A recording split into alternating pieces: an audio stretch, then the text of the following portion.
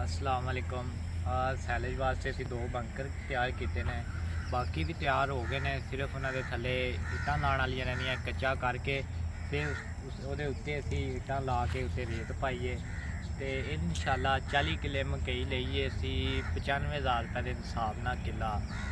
ਤੇ ਕਿੱਲੇ ਦੇ ਵਿੱਚੋਂ ਕੋਈ ਮੈਕਸੀਮਮ ਸਾਡੇ ਅੰਦਾਜ਼ੇ ਦੇ ਮੁਤਾਬਕ 350 ਤੋਂ ਲੈ ਕੇ 400 ਮਣ ਨਿਕਲੇਗੀ ਮਕਈ, ਕੁਤਰਾ ਜਿਹੜਾ ਨਿਕਲੇਗਾ ਉਹਦੇ ਹਿਸਾਬ ਨਾਲ। ਫਿਰ ਅਸੀਂ ਇੱਥੇ ਟਰੱਕ ਟਰੈਲੇ ਲਿਆ ਕੇ ਫਿਰ ਅਸੀਂ ਕੁਤਰਾਂਗੇ, ਕੁਤਰ ਕੇ ਫਿਰ ਅਸੀਂ ਇੱਥੇ ਲਤਾੜ ਕੇ ਇੱਥੇ ਹੀ ਉਹਦੇ ਉੱਤੇ ਲਾਵਾਂਗੇ, ਤਰਪਾਲ ਵਗੈਰਾ ਲਾਵਾਂਗੇ ਤੇ ਫਿਰ ਇੱਥੋਂ ਹੀ ਅਸੀਂ ਚੁੱਕ ਕੇ ਇੱਦਾਂ ਹੀ ਅਸੀਂ ਜਾਨਵਰਾਂ ਨੂੰ ਪਾਵਾਂਗੇ। ਨਾ ਕਿ ਅਸੀਂ ਜਿਹੜਾ ਗੱਠਾਂ 'ਤੇ ਪੈਸਾ ਜ਼ਾਇਆ ਕਰਦੇ ਹਾਂ, ਜਿਹੜਾ ਛਾਪਰ ਵਗੈਰਾ ਖਰੀਦਦੇ ਹਾਂ, ਜਿਹੜੀ ਮਸ਼ੀਨਰੀ ਲੈਂਦੇ ਹਾਂ ਉਹ ਮਸ਼ੀਨਰੀ ਵੀ ਕਾਫੀ ਜ਼ਿਆਦਾ ਮਹਿੰਗੀ ਹੈ ਜਿਹੜੀ ਸੈਲੇਜ ਨੂੰ ਪੈਕ ਕਰਦੀ ਹੈ। ਕਿਉਂਕਿ ਅਸੀਂ ਤਾਂ ਸਿਰਫ ਆਪਣੇ ਯੂਜ਼ ਵਾਸਤੇ ਲੈਣਾ, ਅਸੀਂ ਵੇਚਣ ਵਾਸਤੇ ਨਹੀਂ ਕਰਨਾ ਇਹ ਕਾਰੋਬਾਰ।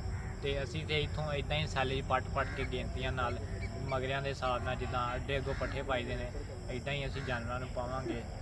ਤੇ ਮਕਈ ਦਾ ਰੇਟ ਸ਼ੇਟ ਅਗਰ ਤੁਹਾਡੇ ਕੋਲ ਕੋਈ ਮਕਈ ਸ਼ਕਈ ਹੋਵੇ ਸਾਡੇ ਨਾਲ ਰਾਬਤਾ ਵਗੈਰਾ ਕਰਿਆ ਕਰੋ, ਕਿਉਂਕਿ ਸਾਡੇ ਕੋਲ ਜਿਹੜਾ ਵੱਛਿਆਂ ਦਾ ਸੈਟਅਪ ਹੈ ਕਾਫੀ ਜ਼ਿਆਦਾ ਵੱਡਾ ਵੇ ਤੇ ਸਾਡਾ ਮੈਕਸੀਮਮ ਤੁਹਾਨੂੰ ਪਹਿਲੇ ਵੀ ਅਸੀਂ ਵੀਡੀਓ ਦੇ ਵਿੱਚ ਦਿਖਾਇਆ ਕਿ 300-350 ਗੱਠ ਸਾਡੀ ਮਹੀਨੇ ਦੀ ਲੱਗ ਜਾਂਦੀ ਹੈ।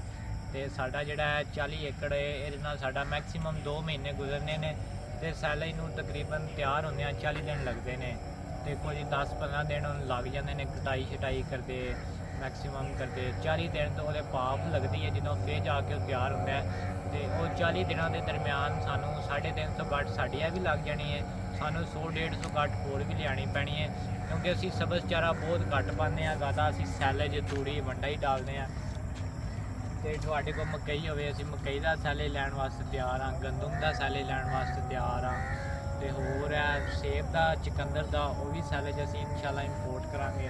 ਜਿਹੜੇ ਫੈਕਟਰੀਆਂ ਵਾਲੇ ਸੇਬ ਦਾ ਸੀਜ਼ਨ ਚੱਲ ਰਿਹਾ, ਸੇਬ ਦਾ ਸੈਲੇਜ ਬੜਾ ਆ ਰਿਹਾ ਅੱਜ ਕੱਲ੍ਹ ਤੇ ਆਉਣ ਵਾਲੇ ਦਿਨਾਂ ਦੇ ਵਿੱਚ ਚੁਕੰਦਰ ਦਾ ਸੈਲੇਜ ਆਇਆ ਕਰੇਗਾ ਤੇ ਅਸੀਂ ਚੁਕੰਦਰ ਦਾ ਲਿਆ ਕਰਾਂਗੇ। ਤੇ ਨਾਲ ਅਸੀਂ ਸਬਜ਼ ਚਾਰਾ ਹੁਣ ਬਾਜਰਾ ਸ਼ਾਜਰਾ ਲੈ ਰਹੇ ਹਾਂ, ਨਾਲ ਕੀ ਕਹਿੰਦੇ ਅੱਜ ਕੱਲ੍ਹ ਗਾਚੇ ਦਾ ਸੀਜ਼ਨ ਹੈ, ਗਾਚਾ ਅਸੀਂ ਕੁਤਰਾਇਆ ਲੈ ਕੇ ਆਉਂਦੇ ਹਾਂ ਕਿਉਂਕਿ ਸਾਡਾ ਸੈਟਅਪ ਬਹੁਤ ਵੱਡਾ ਹੈ ਤੇ ਬੰਦੇ ਸਾਡੇ ਕੋਲ ਘੱਟ ਨੇ। ਐਡਾ ਸਾਡਾ ਹੁੰਦਾ ਨਹੀਂ ਵੀ ਅਸੀਂ ਪੱਠੇ ਲਿਆ ਕੇ ਵੱਢ ਕੇ ਕੁਤਰ ਕੇ ਫੇਰ ਪਾਈਏ, ਤਾਂ ਅਸੀਂ ਇਸ ਹਿਸਾਬ ਨਾਲ ਕੁਤਰਾਇਆ ਲਿਆਣ ਕੇ ਪਾ ਲੈਂਦੇ ਹਾਂ ਤੇ ਪੱਠੇ ਅਸੀਂ ਬਹੁਤ ਘੱਟ ਲਿਆਉਂਦੇ ਹਾਂ। ਸਾਡੇ ਕੋਲ ਤਕਰੀਬਨ ਕੋਈ 60 ਜਾਨਵਰ ਤੇ 60 ਜਾਨਵਰਾਂ ਦੇ ਅਸੀਂ 10 ਮਣ ਪੱਠੇ ਲਿਆਉਂਦੇ ਹਾਂ, ਉਹ ਵੀ ਸਿਰਫ ਸੁਬਾਹ ਨੂੰ ਪਾਉਂਦੇ ਹਾਂ। ਬਾਕੀ ਅਸੀਂ ਪੱਠਿਆਂ ਦੇ ਉੱਤੇ ਹੀ ਤੂੜੀ ਪਾ ਕੇ ਵੰਡਾ ਪਾ ਕੇ ਤੇ ਸੈਲੇਜ ਪਾ ਦਿੰਦੇ ਹਾਂ।